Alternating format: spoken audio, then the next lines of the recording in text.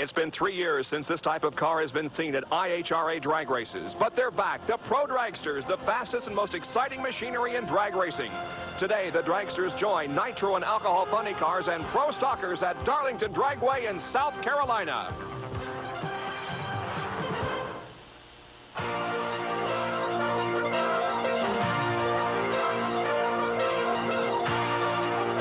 ESPN, the world's leader in motorsports coverage, presents Speed World, setting the standards for the most extensive schedule in racing.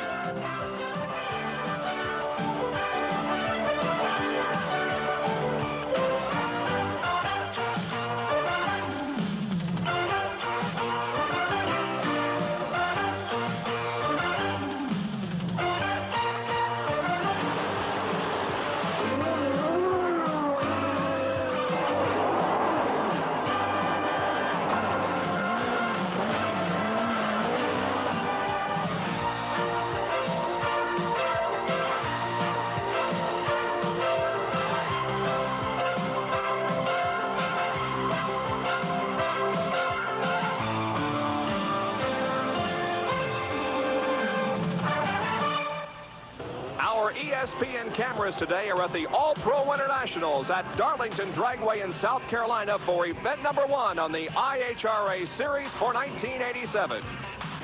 Good afternoon, everybody. I'm Bob Jenkins along with Larry Newber. This is the first drag race of 1987 for IHRA. There are 8 on the schedule, and ESPN will have all of them for you.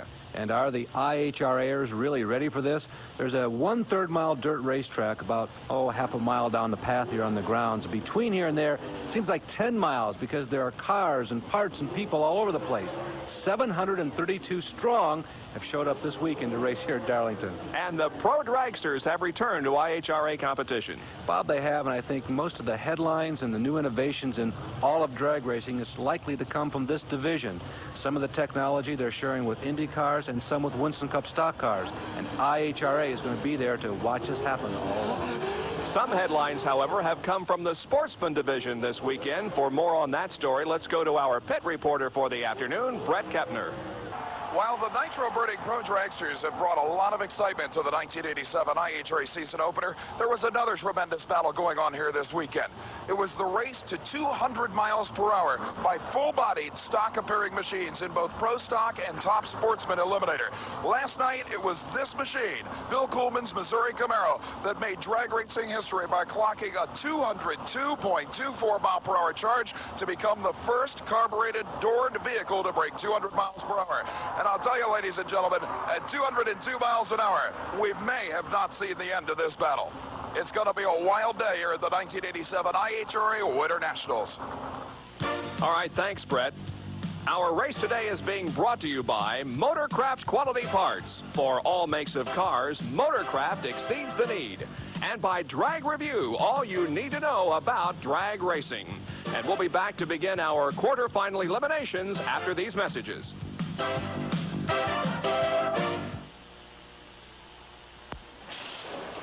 Heaven on earth. Don't get him started about his car. Hey, Pete, toss me the Quaker State. This new Quaker State with QSX is a miracle. It gives car-carrying people superior engine protection. Look at the sludge conventional motor oils leave behind. New Quaker State with QSX keeps your engine cleaner to last longer. And that means I might spend the rest of my life in heaven. Warn you.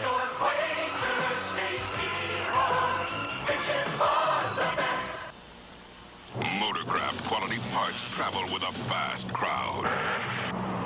Like funny car champion Mark Oswald. Pro stock champs Ricky Smith and Bob Glidden. Off-road champ Manny Esquera. Top NASCAR driver Ricky Rudd. Quality parts for all makes of cars and trucks. Motorcraft exceeds the need. You won't believe what's happening inside your muffler. Rust that starts on the inside is eating its way through. The A Napa Advantage muffler with Absorbite helps prevent internal rust. The inside of this muffler was not protected with Absorbite. This muffler was. You can see the difference. The Napa Advantage is even covered by a lifetime warranty. Of course, you may never have to use it. The Napa Advantage. It puts rust at a disadvantage. Available at thousands of Napa outlets. You'll find spark plug wires like these on racing engines all over the world. The Moroso Blue Max Spiral Core spark plug wires. Racing engine builders know that Blue Max Spiral Core delivers full voltage to the plugs without static interference. But what does that mean for your car? Blue Max Spiral Core. Plug wires from Moroso. Race proven. Darlington, South Carolina. People are no longer talking in exclusive terms about this being one of the birthplaces of stock car racing. The drag racing reputation, well-deserved, has grown in leaps and bounds in recent years. And it's an appropriate locale for the return after a 3-year absence of the Pro Nitro Dragster. Pro Nitro Dragsters now have major corporate sponsorships, and the breed has actually increased. There are more of them now, many more than there were 3 years ago when we dropped them. So for that reason, we could see that they were growing. Because of the new swoopy bodies and everything, there's also been a resurgence in popularity with the fans. We found 3 years ago the popularity was dying with the fans because they were just kind of in a dormant ditch area, if you would, and now they've started doing more research and development and everything of that nature. So their popularity has increased with the fans. And of course, as in all motorsports, we're going to race what the fans want to see. Top Fuel's come on to bigger and better things. You know, we went 260, Garlett's went 270. We're all trying to go 280. You know, I foresee that in our driving career, the Top Fuel Dragsters will be going 300 mile per hour in the high 4-second bracket, and I'll still be driving my hope. That's exciting. I mean, the fans fall out of the bleachers when you go up there and run a 270 on the scoreboard. I mean, to me, being part of that's history. Someday when I'm old and sitting in a rocking chair, I can look back at what I did, and I can say I was the first person to go 260. Maybe I'll be the first one to go 280. Who knows? Both as a fan and as a journalist, I got to say that IHRA's timing is probably pretty good, because with all the aerodynamic changes, the closed canopies, the science changes up front, you're probably going to see the most changes in drag racing in these open-wheel Pro Nitro Dragsters of all in the next couple of seasons. And now we move to quarterfinals in Pro Dragster competition and elimination. Joe Amato will be going. He's from Old Forge, Pennsylvania. His opponent is going to be Bob Strauss from Stone Mountain, Georgia. Now, Amato is in a brand new car. His first pass was on Friday afternoon. There's his opponent, Bob Strauss. And remember, Bob, that when IHRA stopped having the Pro Nitro Dragsters a few years ago, Joe Amato was in the process of emerging as their well-established superstar. Big question for 1987, can he pick up where he left off? It's a 270-inch wheelbase for Joe Amato. This is actually what we call a semi-streamliner. You can see some of the streamliner characteristics, but in other ways, the car is conventional. Green light flashes on. Amato looks good in the near lane, and he's got it. He looked good at the end of the strip, but I'll tell you something, he really had to mind his P's and Q's as he roared down that strip. Comes in at 257 miles per hour, but it wasn't a cakewalk. Joe really had to drive to get that victory. 561 for Joe Amato and a 572 for Bob Strauss as we take a look at it again. You can see him coming on strong there at the top end as they go through the traps, the speed traps, but halfway down it was head-to-head. Amato with a better reaction time, a 195 compared to a 203 for Strauss. Getting set to go now from Pennsville, New Jersey is Hank Indris. And his opponent is going to be Bill Mullins, who hails from Pelham, Alabama. Mullins is one of the better organized teams in all of drag racing. It's publicized very well. They come to the racetrack. You can see the car is very attractive looking. And Mullins probably has a little bit of an edge, at least psychologically, going into this quarter against Hank. Indris in the near lane and Mullins in the far lane now as both cars move up to the staging line. This is a bit of a psych job that the drivers employ on each other. Indris now has come very close to his stopping point where Mullins is still inching up to the line.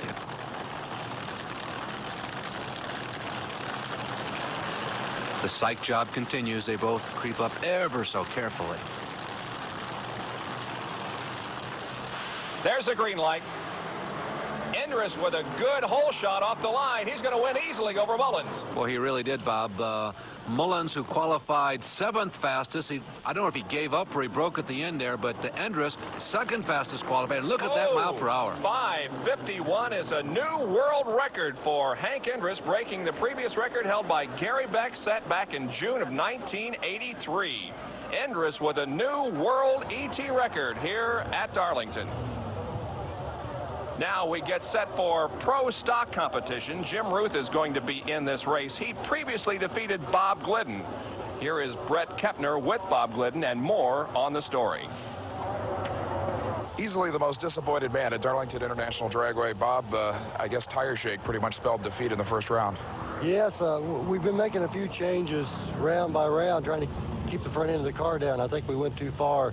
Other cars made good runs, so I don't really think it was the track conditions. You know, that's the way racing goes. Sometimes you win, sometimes you lose.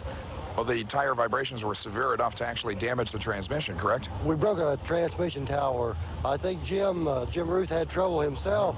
If we'd had all 4 gears, I think I could have still won the race. But as it turned out, we lost, so we'll wait till the next race. Oh, it was pretty obvious that he had some serious tire shake in that run. And Bob, talking about the next race as we look at Roy Hill, Bob Glidden told me I've got 200 miles per hour in my hip pocket. I know that's going to happen, but I'm going to concentrate on ET because that's how you win. In the near lane, the Penny's Ford Thunderbird, driven by the hillbilly Roy Hill. The far lane has Jim Ruth from Moorhead, Kentucky. He's in a Pontiac Trans Am. Party time. And they're off. Staging happened very quickly. There's Hill in the near lane. Party time in the outside lane. Hill's got the advantage. Good race until about halfway down, and then Roy Hill took the advantage and went on to defeat Jim Ruth. And for Roy Hill, it's a 7:34, 190.27 miles an hour, and Jim Ruth turns in a 7:70, 181. Frank Iaconio from Flanders, New Jersey, getting set in his Ford Thunderbird. His opponent is going to be Tim Neighbors from Lawrenceville, Georgia, in a Chevrolet Camaro. Iaconio is in a Thunderbird. There were a raft of pro stockers that were in at above 190 miles per hour in qualifying this week, including both of these people. This could be a good run. Another good run, although it looks like that Neighbors has the advantage. He defeats Iaconio. So the second generation driver, Tim Neighbors, the man from Lawrenceville, Georgia, down in Bill Elliott area, has moved down to the next round. 7:37 for Tim Neighbors and a 7:76 for Iaconio. Let's look at it once again. Actually, Frank Iaconio got off the line just a little quicker than what Neighbors did, so Frank had the advantage, but it was very fleeting. So Tim Neighbors moves on to the semifinals in his victory over Frank Iaconio. And we will be back with more of the All-Pro Winternationals from Darlington Dragway. Coming up, the funny cars.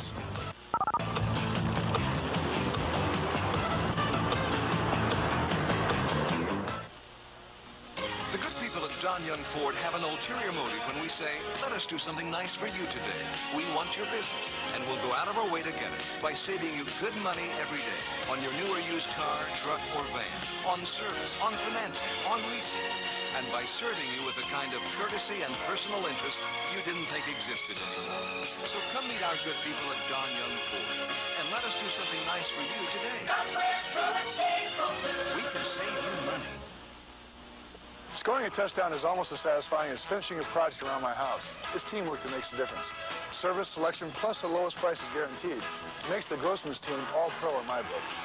Beautify your home indoors or out with these healthy cascading asparagus ferns in 12-inch redwood hanging planters, now just $9.99.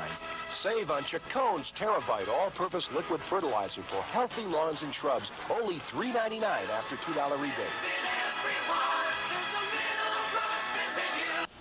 The America's Cup Sailors of the Future race for national honor, the High School Sailing Championship. I'm Chris Fowler. Join us for Scholastic Sports America, Saturday on ESPN.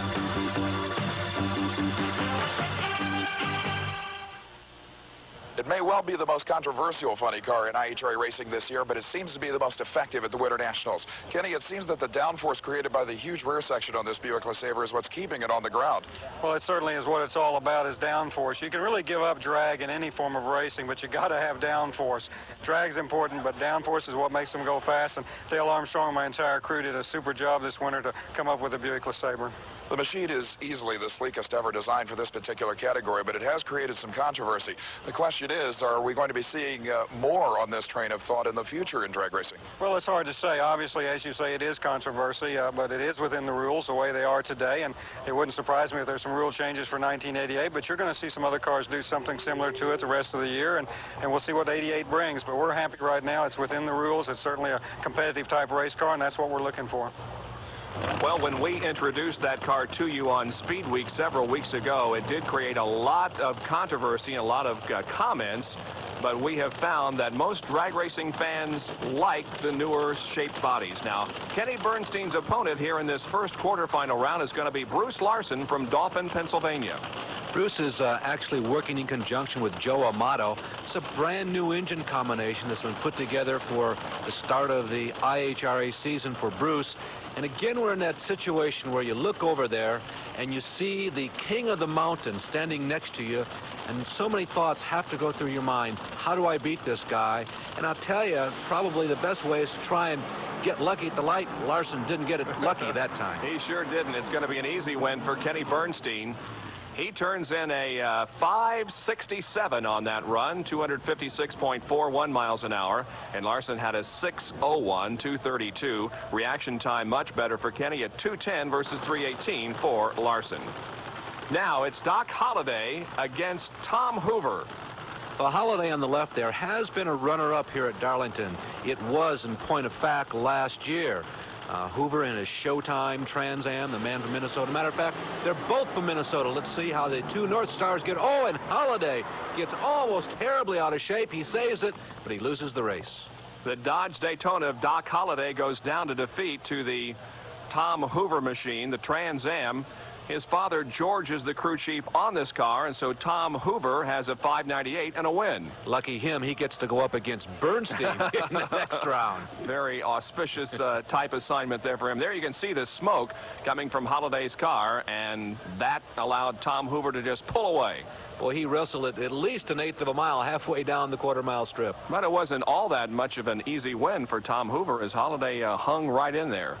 Well, as a matter of fact, the qualifying ETs give you an indication as to how close the field was. Everybody was well within a half a second that was into the final 8. All right, back to pro dragsters now, and set to go is Darrell Gwynn from Miami, Florida. They call him the Kid, and the Snowman is going to be his opponent, Gene Snow from Fort Worth, Texas. Gwynn had a very unusual, I feel, run in qualifying. He only went 227 miles an hour, but he had the lowest ET. That's compared to the top speed of the meet, Amato's 259. This could be a good race here. By the way, this car that Darrell Gwynn is running, look at the wheelbase on that thing. It's the largest in drag racing, 290 inches. It's sponsored by Budweiser, of course, and look at the tires on the front end of that car, if you can call them tires. The small wheels look awkward, almost childlike, but they are getting the job done, similar to the wheels that Garlett, and the Snowman has a blast at the top of the line, but it's not exactly what he had, and Gwynn looks like he's got some more engine problems. A little bit of smoke coming from the Darrell Gwynn machine, too. It's a 5.67 on the win for Darrell Gwynn, and a 13.26 for Gene Snow. Snow was just not in this from the very beginning. There you can see the green light go on.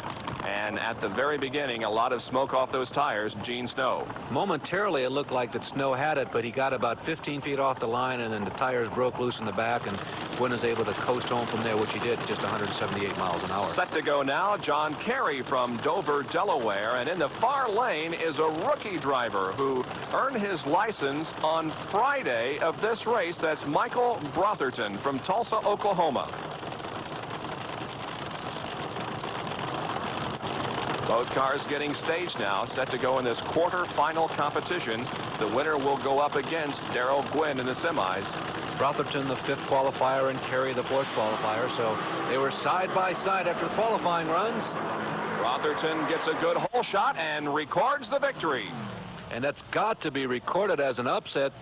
Carey, of course, not one of the bigger names in racing, but you kind of expected him to at least take Rotherham all the way down the strip. No shoot on the Carey machine, and he goes into the sand pit there, but does get it stopped without any serious complications.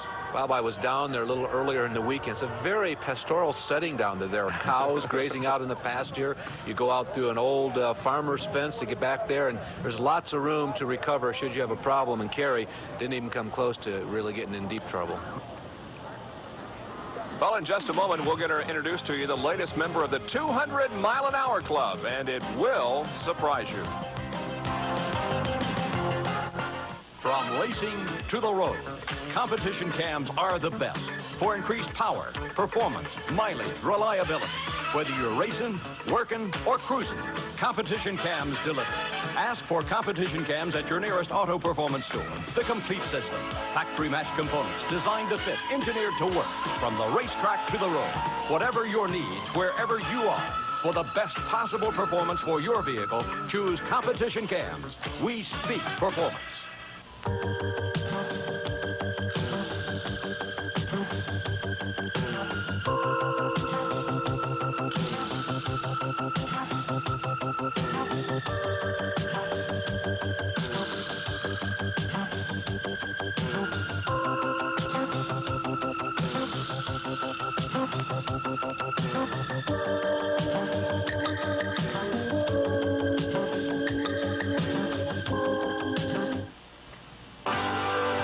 Are brought to you by Quaker State Motor Oil. New Quaker State with QSX keeps your engine cleaner to last longer.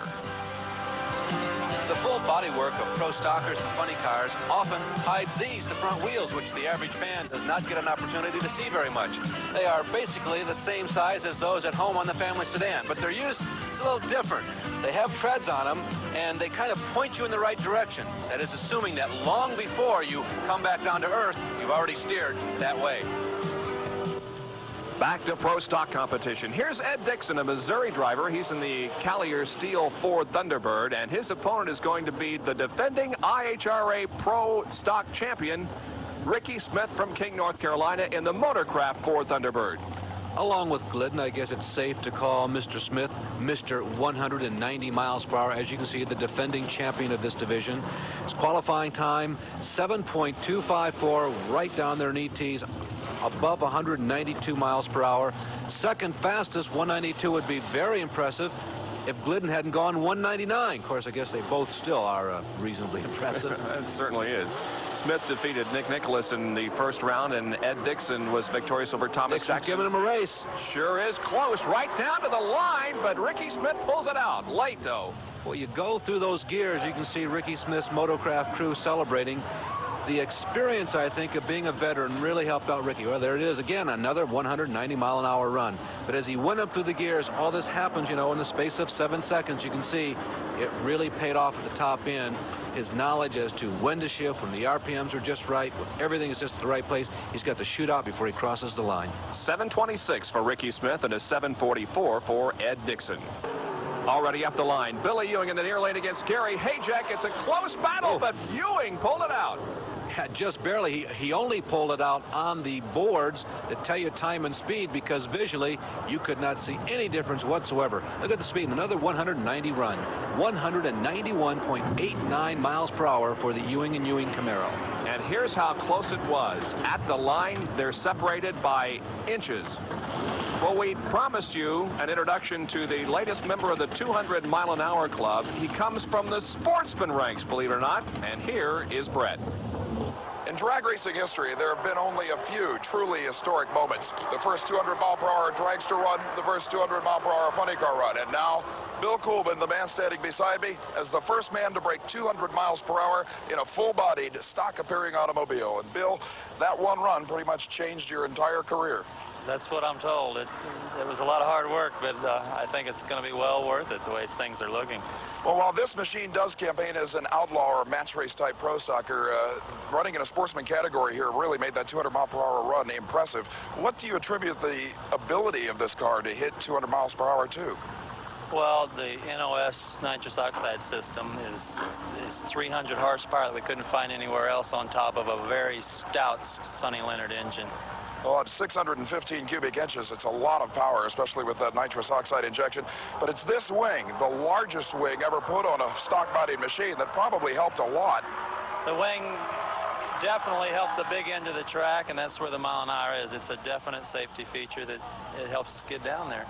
I know you pretty much put this car together with your family in your own chassis shop, and a lot of people are saying how neat it is for you to have done it since you're pretty much of a low-buck, home-built type racer. Right, we do it all out of our pocket, and it just makes it that much more gratifying when we can do something like this.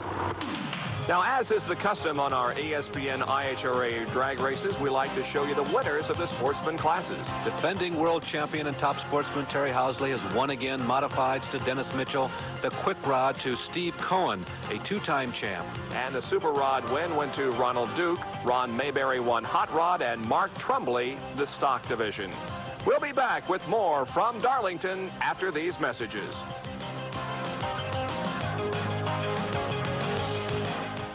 Time for an oil change. But we're not using your Quaker State.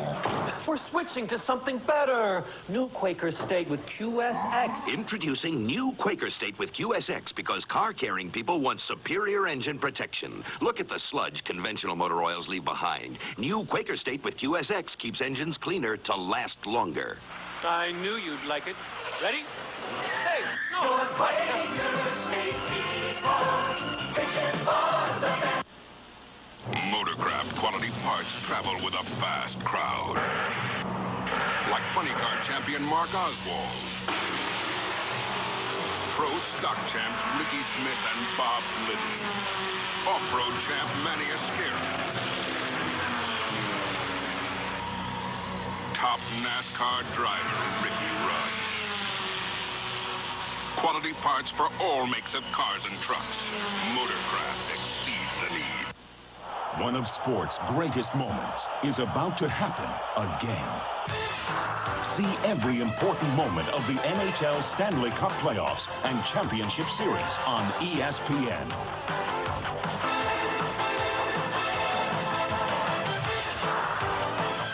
Be part of the great moments in the battle for the Stanley Cup. Live on ESPN.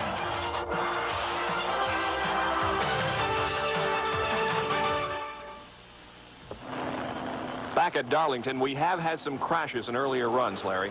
Yeah, that's Clay Broadwater of Dalton, Georgia, the Northern Star, crossing the center line, then dancing back and forth on the exhaust headers, staying in a throttle, hitting the brakes at just the right time, and somehow keeping that funny car upright. Magnificent job of driving. Jefferson in the far lane and Caminito in the inside lane. Jefferson crosses the center line, gets into Caminito, and they come together against the left rail. Lots of debris, smoke, but no injury. And then Mark Oswald, Saturday qualifying. Blower explosion, big time. The bodywork flies off the car. Mark was actually hit in the helmet as well as the chest with debris. He badly damaged a little finger. As a matter of fact, it's required a great deal of surgery. So he won't be able to go, and that means the first alternate, Scott Kalita, will be able to go here. Scott is from Belleville, Michigan. His opponent is going to be Tom the Mongoose McEwen in a Corvette. Kalita has had just a miserable parts-breaking weekend, so McEwen probably comes in with his chest puffed out just a little bit. He's thinking we've had not a routine weekend, but certainly more routine than those guys over on our left. Of course, the second-generation driver is Scott Kalita. He's in the Kalita Flying Service Olds Forenza.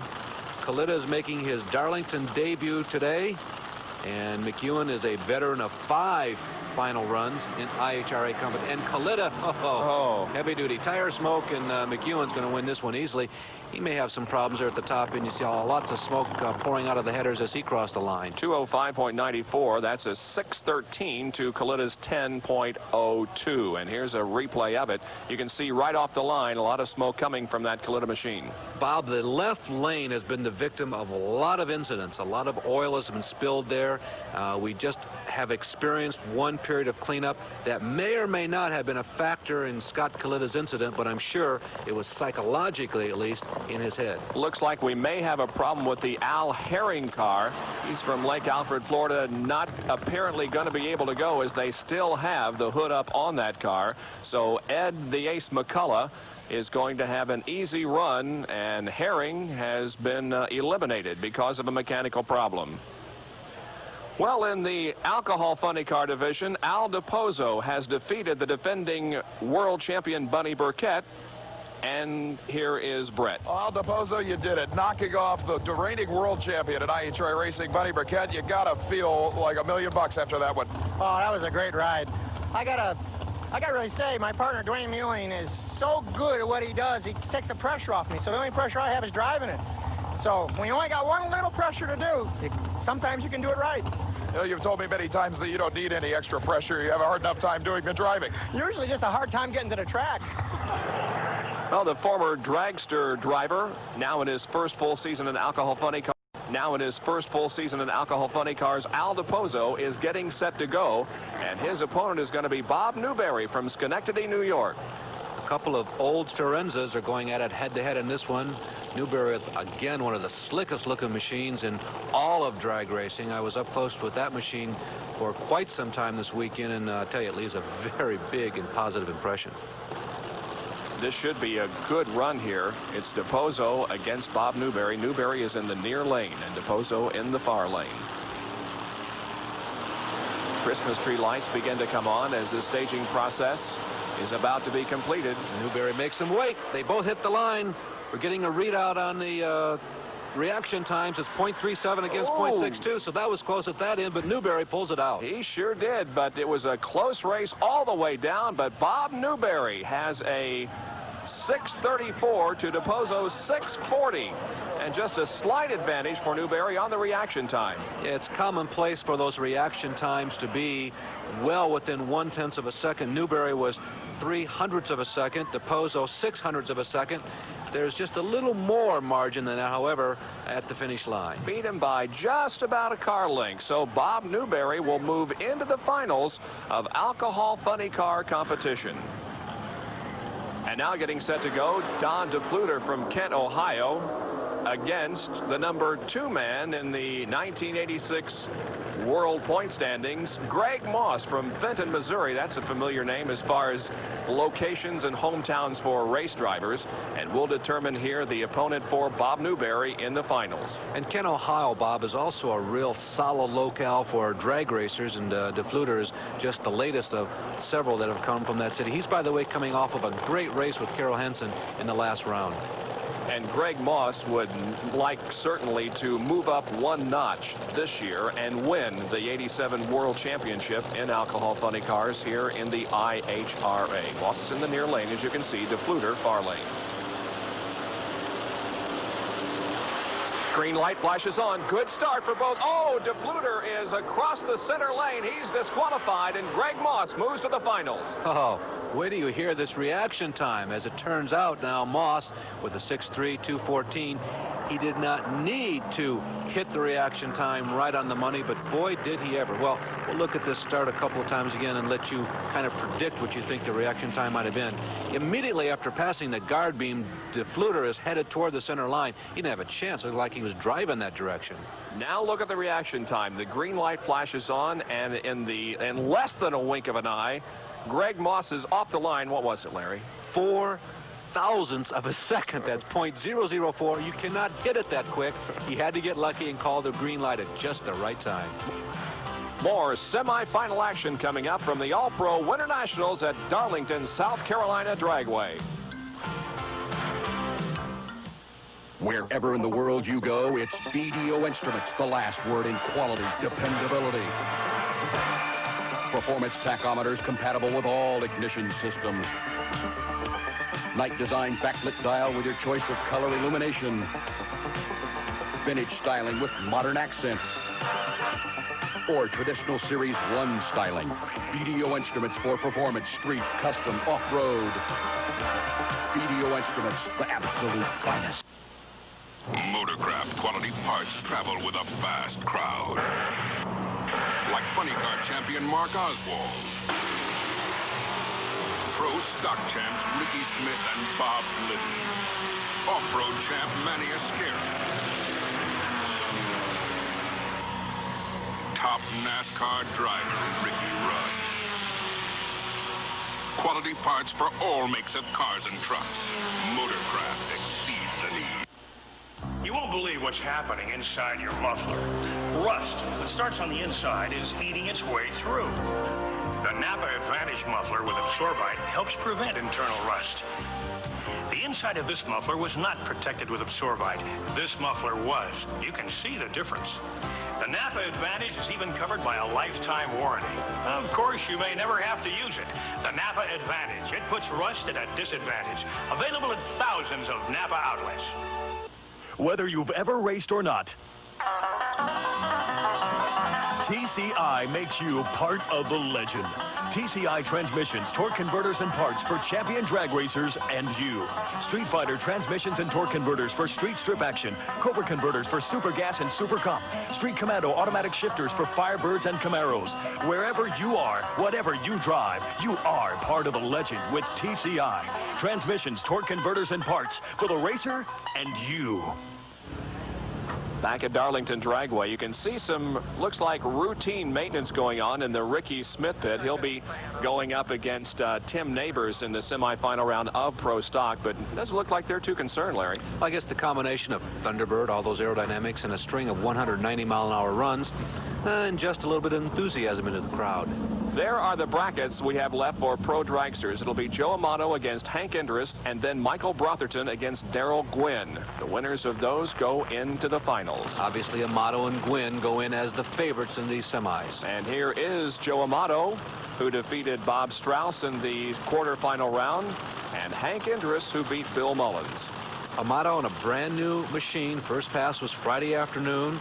He's had the top mile per hour of the meet in qualifying, 259, and his reaction time's right down there. And for the Pro Dragsters, anything under 0.2 of a second is pretty strong. There you can see the canopy over both drivers. Part of the new wave of Pro Dragster competition. If there's been a handicap this year, or in this meet, it's been the left lane. It hasn't been working as well as the right. Here we go. Green light flashes on. Amato jumps out to an early lead, and he defeats Hank Indrist. And so much for the handicap of the left lane. And look at this. It's a 2:59.36, and that is going to establish a world record as far as speed is concerned. That breaks Jody Smart's record set back in September of 1983. And that is the backup for the earlier run, Bob. The combination of all that Tide soap, I guess, they apply to the strip and the scrubbing and all the fire engine hoses apparently have solved whatever problem that might have existed either on the track or in the mines on the left lane. Here's the kid, Daryl Gwynn.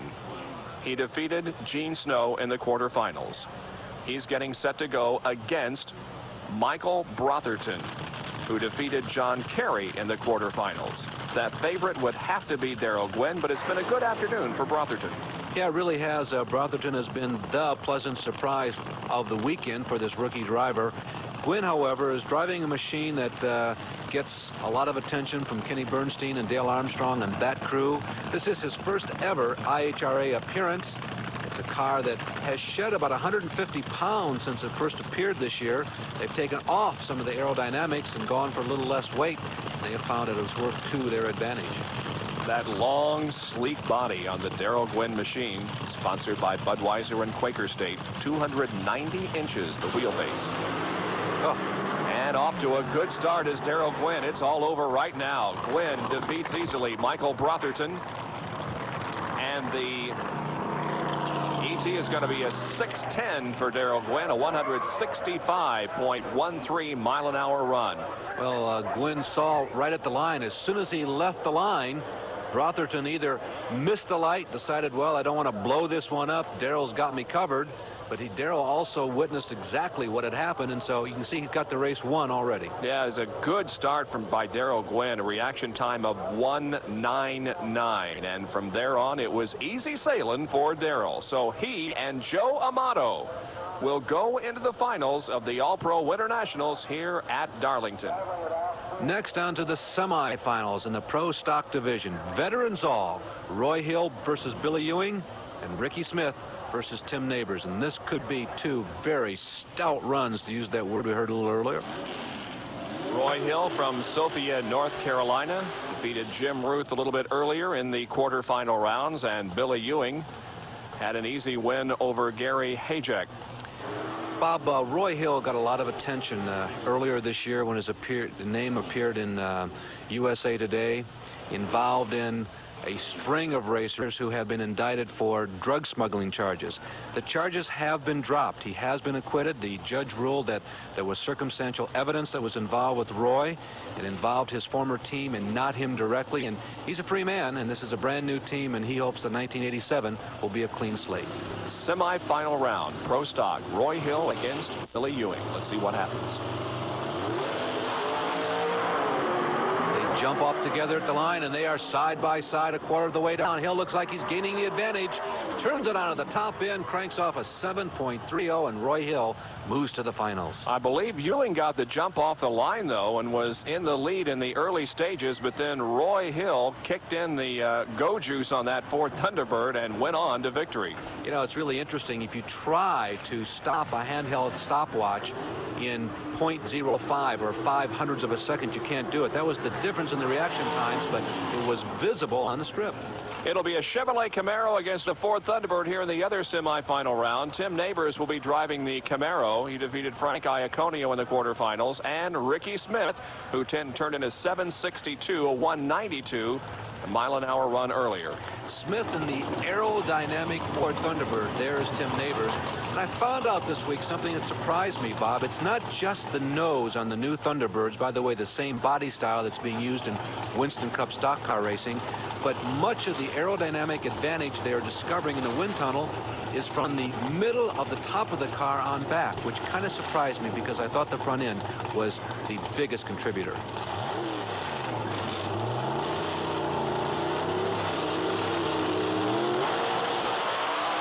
Semi-final round. Neighbors almost crosses the center line. He's too far out of shape. He's out of the throttle. And Ricky Smith gets a waltz into the final. Look at the ET 726, so 192.30, and the reaction time for Ricky Smith is 0.050. Is Ricky Smith going to pick up where he left off last year and repeat as IHRA World Champion? Well, he's going to go into the finals against Roy Hill. Here's the run, though. You can see Neighbors getting out of shape right off the line. I called this a waltz, but I think it's more like a fast foxtrot. So Ricky Smith defeats Tim Neighbors in the semis, and we will have him up against Roy Hill a little bit later in our program. Coming up next, however, it's the Pro Alcohol Funny Car Final.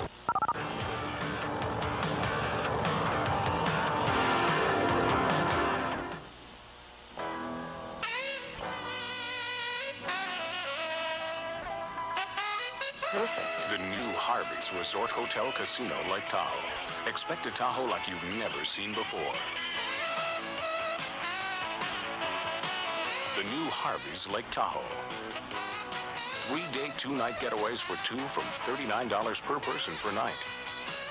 The new Harvey's Lake Tahoe. For reservations, call toll-free. It's the Great American Shape-Up at Mira Vista Lincoln Mercury. Picture yourself in the shape, from tracers to touring limousines and everything in between. At Mira Vista, there's no hassle, no hang-up, and no hurry, because we're your professional dealership. We feature the all-new Tracer, the world's nicest used cars, and our AAA-rated service department with limo service for your convenience. We do more for you at Mira Vista Lincoln Mercury, centrally located off Route 80 in Richmond. Look for the Turbine at the Auto Plaza adjacent to Hilltop Mall. All the latest news and results from the world of drag racing and other motorsports, Thursdays on ESPN. Speed Week, the driving force in race coverage, 7:30 Eastern Time here on ESPN. One of our features at each IHRA race is the question of the week. Who was your childhood idol and why? Well, Don Garlitz is probably the guy I watched race the most and always admired. Now we have to race him. So the only way to become a legend is to beat one in his own game, even though it's hard. I went to my first drag race when I was 7 years old in Tulsa, Oklahoma. And They had to take me off the fence after Don Garlits won the race. How about Batman? Probably in sports at that time, my childhood idol would have been Bobby Lane and Johnny Unitas, because they were always successful and they won a lot. Probably Bill Jenkins. He just always was a big Chevrolet campaigner, and you just always looked up to him. He was a guy that really run good and something you could always shoot for to hope to be as good as he was. Well, I would have to say Ronnie Sox. He's from North Carolina, and that's where I was growing up from. And, you know, Ronnie used to be real tough. He won a lot of championships. And when he quit, he was tough. He come back today, he'd be tough.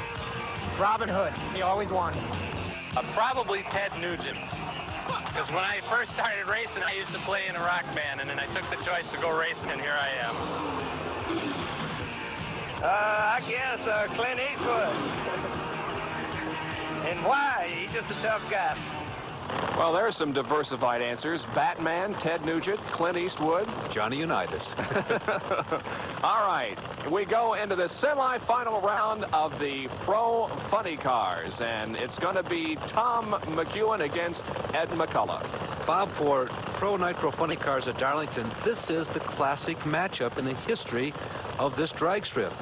These two drivers are tied with the best historical winning percentage in match racing here at Darlington at 800 apiece. So it's McCullough versus McEwen, and winner take all, I guess, here, although he has to move on to the finals, and one of them may well be looking at Bernstein. We'll see how it goes. Well, it's going to be the battle of the beers as the Tom McEwen Corvette, sponsored by Coors, and the Aces machine, the Olds Ferenda, sponsored by Miller. Here we go. Oh, a good start for Ed McCullough in the far lane.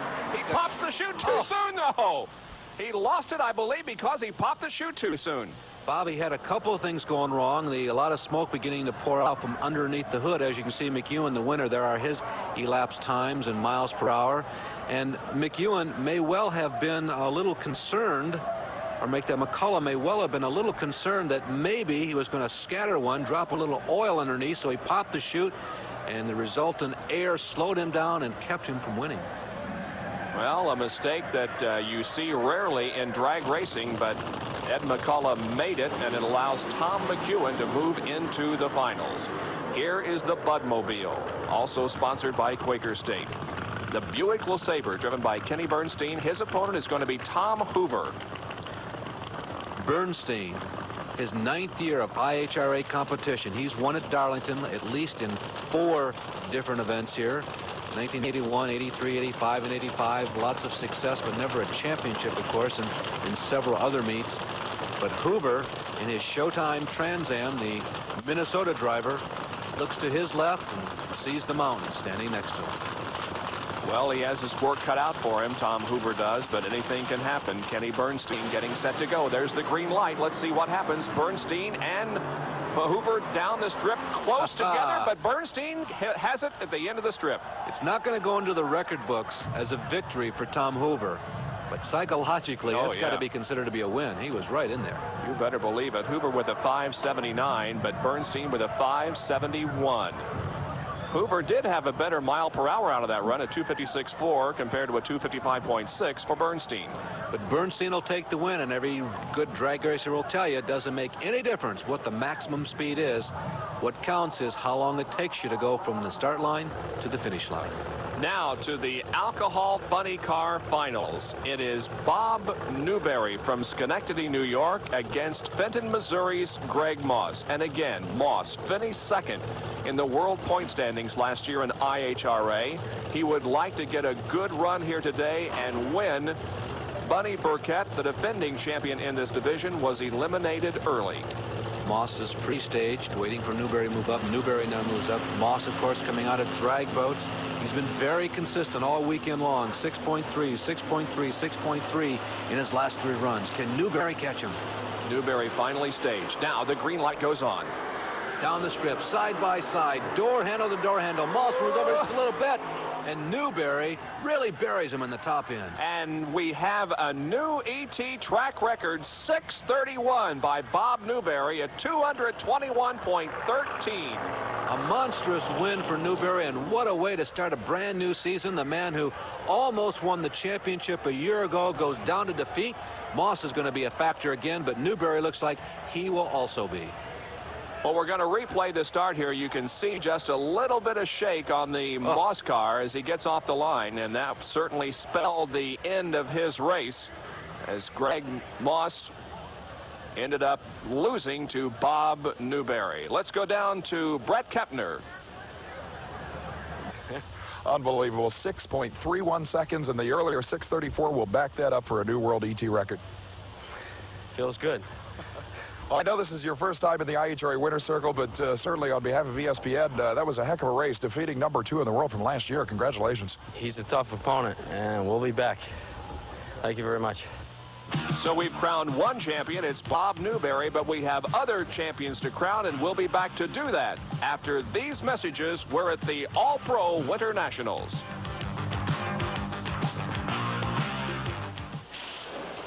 Heaven on earth.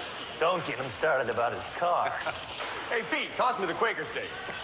This new Quaker Steak with QSX is a miracle. It gives car-carrying people superior engine protection. Look at the sludge conventional motor oils leave behind. New Quaker Steak with QSX keeps your engine cleaner to last longer. And that means I might spend the rest of my life in heaven. Warn you.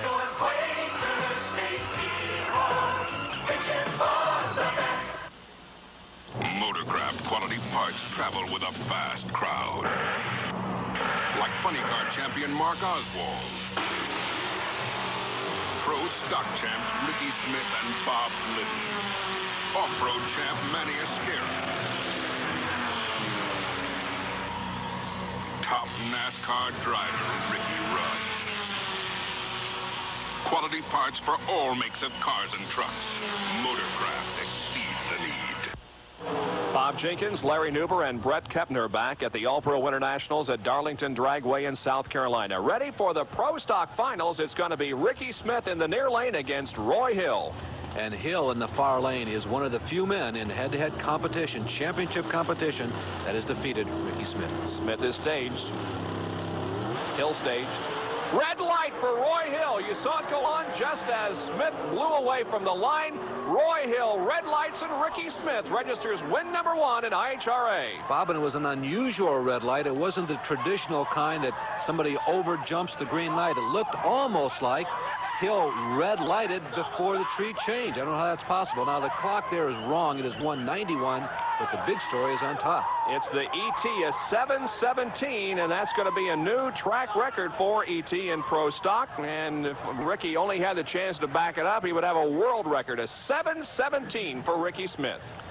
Now let's look very carefully again on the right-hand side. Watch Hill. You see that he'd actually moved before the tree began to flash yellow, yellow, green. Roy Hill with an unusual red light, but doesn't make any difference. A red light is still a red light, and that's a loss. And so Ricky Smith is the winner in Pro Stock. We move to the funny car finals, and it's Kenny Bernstein against Tom McEwen. Bernstein in the near lane. This should be a classic matchup. Bernstein versus McEwen. And the way things have been going for Bernstein the last 18, 24 months, McEwen has got to be thinking one of two things. Either I have got to guess exactly right when that Christmas tree starts to light down. I've kind of wiped out of my mind the fact that this left lane may be a handicap. It's not. I've seen people win here. Or the other thing is, maybe something could go wrong underneath Bernstein's car. Once again, a battle of the beers. Budweiser against Coors. Bernstein has the lead at the midpoint. At the top end, he also has it, and Kenny Bernstein wins. It's a great example of how winning a race, like in any form of racing, there you can see 5.73, 256 miles per hour, how in any race, a good start is not enough. You've got to be strong all the way down, and the strength of Bernstein as he reached the very top of that mountain is what really propelled him to the win. Kenny Bernstein has picked up yet another championship.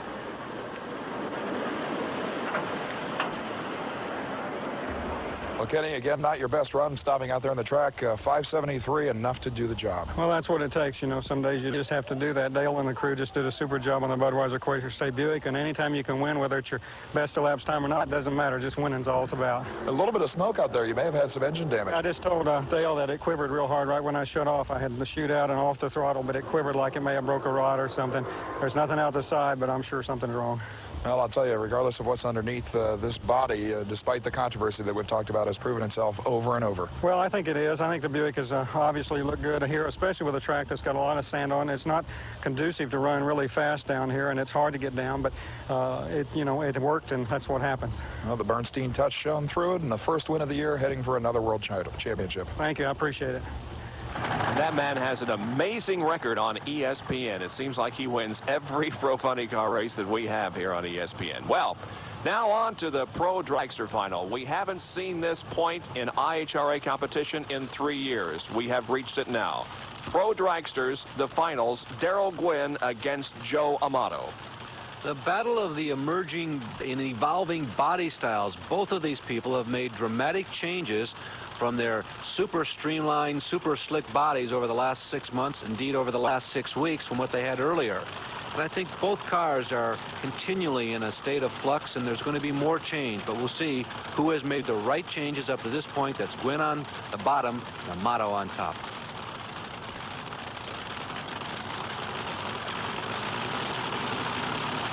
Finals in Pro Dragster. Clean start, away even. The midpoint. Oh, and a big puff of smoke from Darrell Gwynn's car, and Joe Amato has the championship. Bob, that Darrell Gwynn, they've had a weekend of ongoing engine damage, and I don't think it comes as any surprise. I'm sure they went to this final with their fingers crossed, but it just wasn't to be. It's a 547 ET for Joe Amato and a 265.48 mile-an-hour run in his victory over Darrell Gwynn. It definitely bears worth repeating. Amato must think that IHRA is one of his good luck charms. He seems to do very well with IHRA. Well, let's go down to Brett Kepner, who has the winner of the Pro Dragster Finals, Joe Amato. Joe Amato out of the car as the helmet comes off. What a way to start 1987. The return of the Pro Dragsters, Joe, and you're now the king of this particular division. How about 265 miles per hour in the final round? I told you we had some horsepower left. Unbelievable. I know Gwynn has had a lot of problems, and again, something went away. He was a dead player by three-quarter track. Well, it was alongside me from the beginning, but I knew the car had the power, and we've been fighting it all weekend as far as just trying to get enough power for the track. But Tim Richards and the crew came through, and the TRW Dragster. We've been in the final. The last 4 races we raced, we've been in the final 3 times. This is the 4th race. So, always things happen to me in streaks of 3. We lost 3 times, runner-up. So now that we won one, so hopefully we'll go on to Gainesville and, we'll continue the win streak. Well, a very, very happy crew pulling back around. And again, the TRW crew doing a fantastic job. The ET, by the way, 5.47 seconds, ties the track record and one of the quickest runs ever in IHRA competition. It's exciting to come here and, just sneak up on a little bit at a time. It gives us a good start on the year, too, to go into the next race with the momentum's on our side, Brand new car. Our champions have been crowned here at the All-Pro Winternationals, and we'll be back with some closing comments after these messages. Stay with us.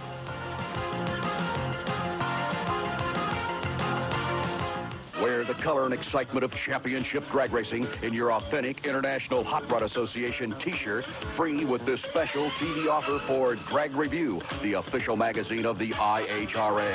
24 action-packed issues, only $24.95. Plus, you get a sew-on cloth patch, car window decal, and full membership in the International Hot Rod Association, drag racing's fastest-growing association.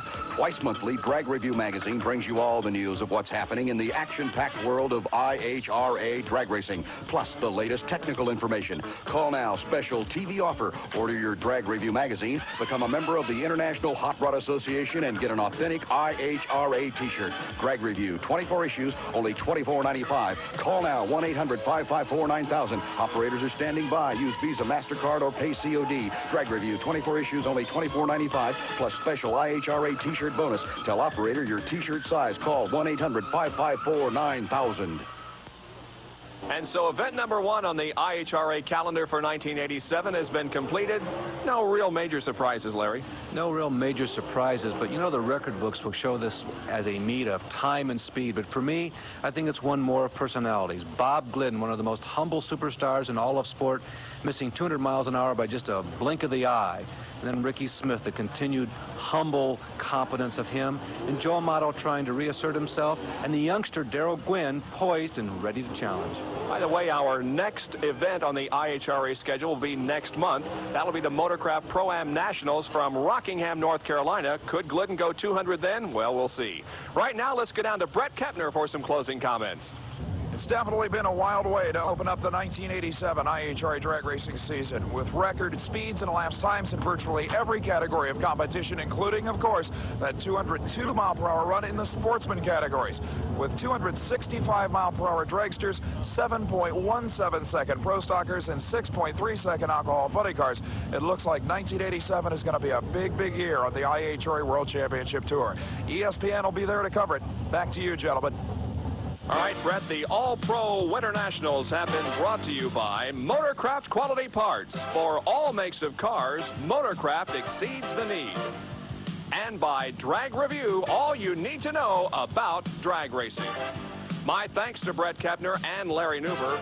While we watch the celebration of Joe Amato and his victory in Pro Dragsters today, this is Bob Jenkins. Thank you for joining us. For now, so long, everyone.